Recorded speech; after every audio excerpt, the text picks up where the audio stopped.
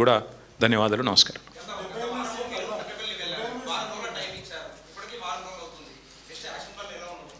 ఇప్పుడు మేము ఒక్కరమే చెప్పలేదు కదా బ్రదర్, మేము మాతో పాటు ఇవాళ రాష్ట్ర వ్యాప్తంగా ఉండే రైతులు ఎదురు చూస్తూ ఉన్నారు. ఇవాళ జూలై 11, సాధారణంగా జూన్ మొదటి వారంలోనే లేదా జూన్ రెండో వారంలో వర్షాలు స్టార్ట్ అవుతాయి, మాన్సూన్ స్టార్ట్ అవుతుంది.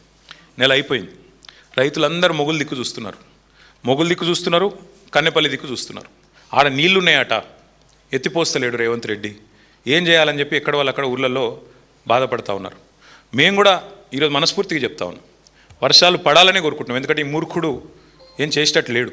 వర్షాలు పడాలి, రైతులు సంతోషంగా ఉండాలి, జలాశయాలు నిండాలి, రాష్ట్రం సుభిక్షంగా ఉండాలని కోరుకుంటున్నాం. కానీ ఈయనను చూస్తూ ఉంటే మాత్రం చేసేటట్టు లేడు. మా నాయకులు కేసీఆర్ గారితో నిన్న మొన్న కూడా మేమందరం కూడా మాట్లాడి చూద్దాం, ఇంకో 2-3 రోజులు చూద్దాం, చూసిన తర్వాత పార్టీగా కూర్చొని ఒక నిర్ణయం తీసుకుందామని చెప్పారు. దాన్ని బట్టి మా నిర్ణయం. అంటే ఆయనకు ఒకటే తెలుసు బ్రదర్, ఎత్తిపోసుడు అంటే ఆయనకి ఇక్కడికి వెళ్ళి సంచులలో పైసలు ఎత్తిపోసుడు తెలుసు. ఈఎంఐ ముఖ్యమంత్రి కదా, ఈఎంఐ కట్టకపోతే ఢిల్లీలో ఉద్యోగం పోతుంది కదా. పైసలు ఎత్తిపోయడం బాగా తెలుసు, నీళ్ళు ఎత్తిపోయడం తెలియదు, సంచులు మోయడం తెలుసు, కానీ ధాన్యం సంచులు నింపడం తెలియదు. అట్లాంటి దౌర్భాగ్యుడు ఈ రాష్ట్రానికి ముఖ్యమంత్రిగా ఉండడం మా కర్మ. ఏం చేస్తాం? తప్పకుండా రాష్ట్ర రైతులు తగిన సమయంలో, ఎందుకంటే వాళ్ళకి తెలుసు కర్రుగాల్చి వాత ఎప్పుడు పెట్టాలో, కాంగ్రెస్కి ఎట్లా బుద్ధి చెప్పాలో, ఎట్లా పాతి పెట్టాలో కాంగ్రెస్ను 100 అడుగుల లోతులో తప్పకుండా తెలుసు. సమయానుకూలంగా రైతులే సమాధానం చెప్తారు.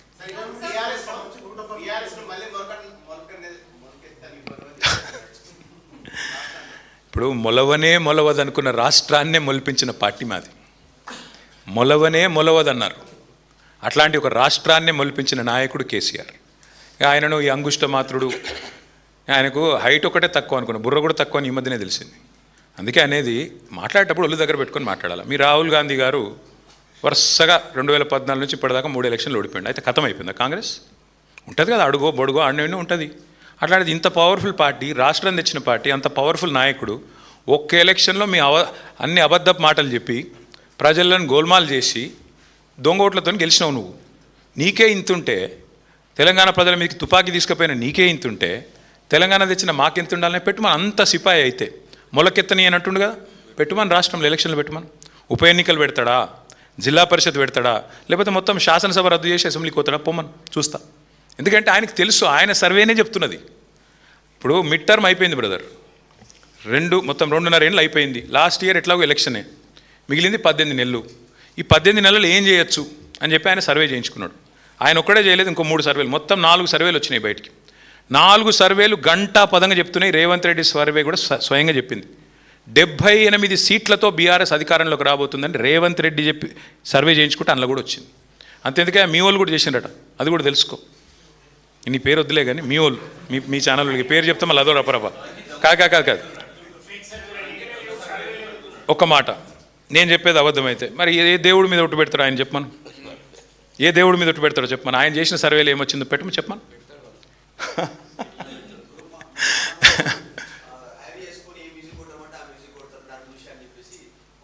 సరే వద్దులే, సర్వే వద్దులే, పోను పని చేయమను. సర్వే వద్దు, మా ఎమ్మెల్యేలు ఎత్తుకపోయింది కదా 10 మందిని. మరి ఇంతపాటి మగవాడు, ఇంతపాటి సిపాయి అయితే పెట్టుమని రాదు. అక్కడ 10 మందితో రాజీనామా పెట్టిమని చూద్దాం. ఇంత ధైర్యం ఉంది కదా ఆయనకి, రొమ్ము విరుచుకొని చెప్తున్నాడు కదా, గెలుస్తా, ఇది చేస్తా, అది చేస్తా అని. పెట్టుమని ఎలక్షన్లు మేమెందుకు వద్దంటాం?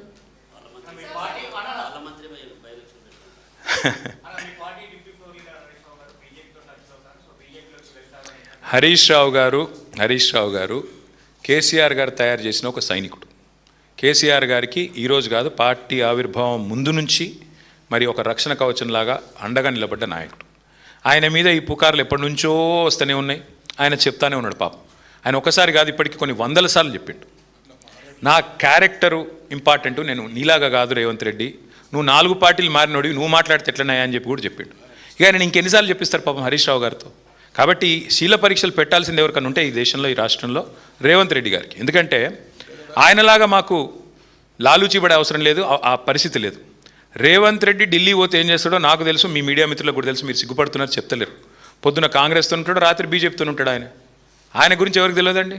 రాత్రి పోయి బీజేపీలో కాళ్ళు పట్టుకుంటాడు, పొద్దునంతా కాంగ్రెస్తో డ్రామా చేస్తాడు. గాయన కూడా మాట్లాడతాడు హరీష్ రావు గారి గురించి, మా నాయకుల గురించి. కాబట్టి రేవంత్ రెడ్డి గారు పార్టీ మార్పిడి గురించి ఎంత తక్కువ మాట్లాడితే అంత మంచిది, ఆయన ఆరోగ్యానికి ఎంత మంచిది. Yes, ma'am.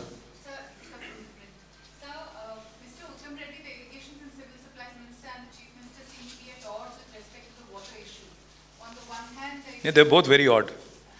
No, on the one hand, the irrigation minister says that there's enough water and all the projects will be taken care of, and also advise the farmers to go ahead with water-resistant crops.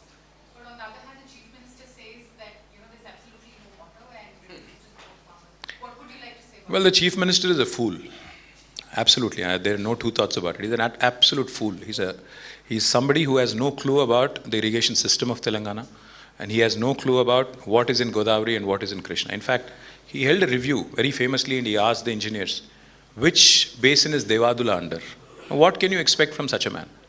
See, today I request all of you, మేమొద్దు, మీరు కావాలంటే 4 కెమెరాలు తీసుకొని మీరు దయచేసి ఇక్కడ నుంచి స్ట్రైట్గా మీరు కన్నెపల్లి పోండి, అరేంజ్మెంట్స్ నేను చేస్తా. మీరు చూడండి అక్కడ నీళ్ళు ఉన్నాయా లేవా. కింద పట్టిసీమలో నీళ్ళు లిఫ్ట్ చేస్తున్నారు. అదే గోదావరి కదా, అదే నీళ్ళు కిందికి పోతున్నాయి కదా, ఇక్కడి నుంచి పోయిన నీళ్ళే కదా వరద నీళ్ళు. వాటిని కింద పట్టిసీమలో లిఫ్ట్ చేస్తుంటే ఇక్కడ నీకు లిఫ్ట్ చేయడానికి ఏం రోగం వచ్చిందని చెప్పి రిటైర్డ్ ఇంజనీర్లు అడుగుతుంటే దానికి సమాధానం చెప్పాడు, వరదలు నీళ్ళే లేవంటాడు. రాష్ట్రంలో వర్షాలు పడతలేవు. రాష్ట్రంలో వర్షాలు పడతలేవు కాబట్టే Kaleshwaram is the right point. కరువు వచ్చినప్పుడే కాళేశ్వరం విలువ తెలుస్తుందని కేసీఆర్ గారు స్వయంగా 100 సార్లు చెప్పారు. ఇవాళ ముఖ్యమంత్రి గారు బేసిజానికి పోతున్నాడు. ఎందుకంటే సింపుల్ విషయం దీపిక, ఏమవుతుంది ఇప్పుడు ఆడ పంపోదు ఆన్ చేసిండు అనుకో, ఈ 2.5 ఏళ్ళు మాట్లాడిన మాటలన్నీ బక్వాసం తెలిపోతుంది కదా. కాళేశ్వరం కూలేశ్వరం అయిపోయింది, కూలేశ్వరం అయిపోయిందని చెప్పాడు కదా, అదంతా నాన్ సెన్సు, హంబగ్. కాళేశ్వరం దివ్యంగా ఉంది అని తేలిపోతుంది. ఇంకా విచిత్రమైన విషయం చెప్తాను మీకు, చాలా చాలా ఇంట్రెస్టింగ్.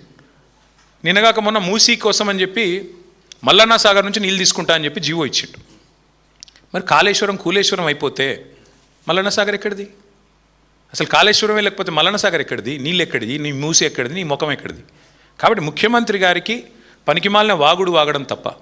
ఇక ఉత్తమ్ కుమార్ రెడ్డి గారే అప్పుడప్పుడు 10 సార్లు మాట్లాడితే ఒక్కసారి ఏమన్నా చక్కటి మాట మాట్లాడతాడు, కానీ ఆయన కూడా తెలివి తక్కువ మాటలే మాట్లాడుతున్నాడు.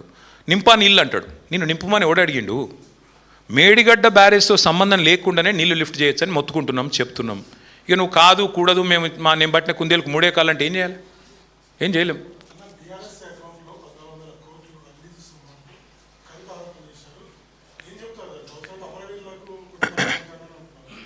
అయితే నాకు వినబడ్డది, నేను విన్నదైతే, మరి ఎవరైతే వారిని అమరవీరులు చేశారో, ఎవరైతే వారు ప్రాణాలు కోల్పోయే విధంగా చేశారో,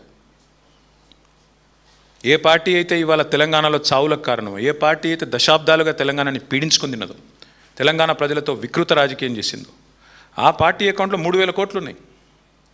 ముందు రేవంత్ రెడ్డి గారు మొదలు పెడితే, మరి రాహుల్ గాంధీ గారు మొదలు పెడితే, పాప ప్రక్షాళన చేసుకుంటే, ఇన్ని ప్రాణాలు తీసినందుకు చెంపలేసుకొని ముక్కు నేలకు రాసి వాళ్ళు ఈరోజు కాదు ఇంకో 4 జన్మలెత్తినా ఆ అమరవీరుల రుణం తీర్చుకోలేరు.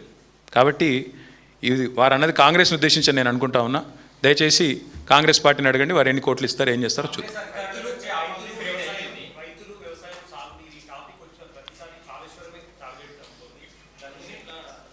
టార్గెట్ అవ్వడం కాదు బ్రదర్, కాళేశ్వరం అనేది కల్పతరువు, కామధేనువు తెలంగాణ రైతాంగానికి. అది మళ్ళీ ప్రూవ్ అవుతోంది. కాళేశ్వరం ప్రాజెక్టు యొక్క గొప్పతనం ఇవాళ కరువు కాలంలో స్పష్టంగా రైతులకు అర్థమవుతున్నది. ఒప్పుకోవడానికి ప్రభుత్వానికి భేషజం అడ్డం వస్తుంది. మళ్ళీ చెప్తా ఉన్నా, మేడిగడ్డ దగ్గర గేటు ముట్టకుండా, గేటు పట్టకుండా నువ్వు కన్నెపల్లి దగ్గర, అంటే దగ్గర 15 కిలోమీటర్ల పైన పంపులు ఆన్ చేస్తే నీళ్లు లిఫ్ట్ చేయొచ్చు. అన్నారం సుందిల్లా గ్రౌటింగ్ అయిపోయింది, ఇంజనీర్లు చెప్తున్నారు, ఆడికెళ్ళి సీదా పైకి పంపొచ్చు. కాబట్టి మరి సింపుల్గా నీళ్లు తీసుకునే అవకాశం ఉంది. కాళేశ్వరం గొప్పతనం మళ్ళొక్కసారి రైతులు ఇవాళ గుర్తిస్తూ ఉన్నారు.